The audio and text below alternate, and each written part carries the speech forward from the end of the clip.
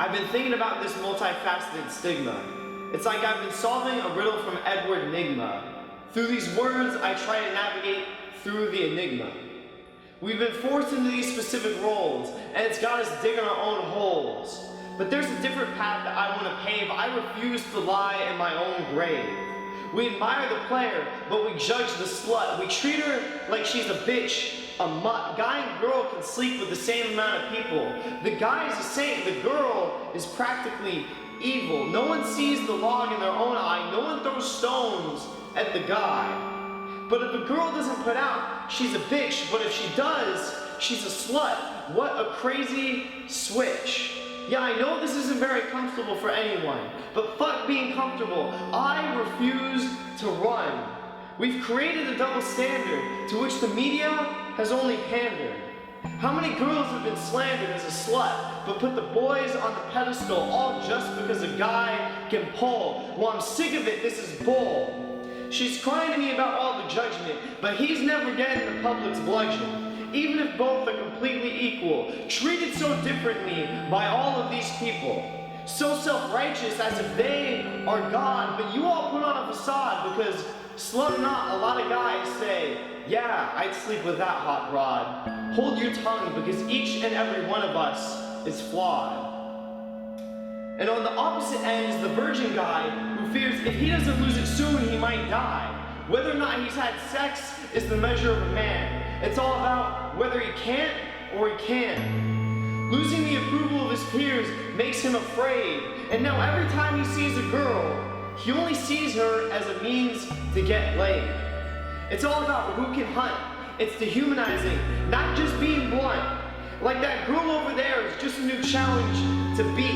It's a dangerous quest to complete, and each girl you take to your bedroom is an athletic feat. We see these girls as nothing more than a trophy. You hit that like you hit the game-winning three. Gotta go for the home run, can't settle for the bunt. And every night we're always on the hunt, going for the greatest feast, don't settle for the runt. It's like we're comparing how big's the fish. In the post-game, we're always asking the dish the details. Yeah, these are cringe-worthy rhymes. Will they describe these cringe-worthy times? Taking advantage of a drunk girl doesn't make you empowered. It makes you nothing but a coward. It ain't your charms, humor, wit, or body like you think. It's just the workings of a potent drink. These are not blurred lines. These are new times. It's time to heal our women. Be real to our women. We're acting like we're from Mad Men. You guys are mad, man. It's time we confront the monster face to face. I thought the monster was a spot I could not erase. I don't have enough clout. I say nothing when the first comment about a girl is, will she put out? And I was burning with fury. These were my friends, practically family. But these explosive words just dwelled within me. I was thinking myself just a cowardly knight. I avoided the fight, but I was still right.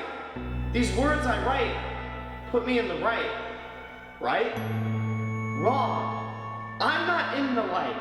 I'm the monster in the night. I'm a part of this blight. The truth thrown into my line of sight. I'm shocked at the sight, but this time I realized those words about the girl were mine. The monster I wanted to face, the monster that I feared, was the monster in the reflection of my mirror. Because I think this way too to get my own validation. This is my admittance, my penance, my reconciliation. I only saw these girls as a means to achieve status, and that their bodies were simply an apparatus. I thought, I'm sure girls think of me the same way to justify my thinking, only amplified by the Kool-Aid I was drinking.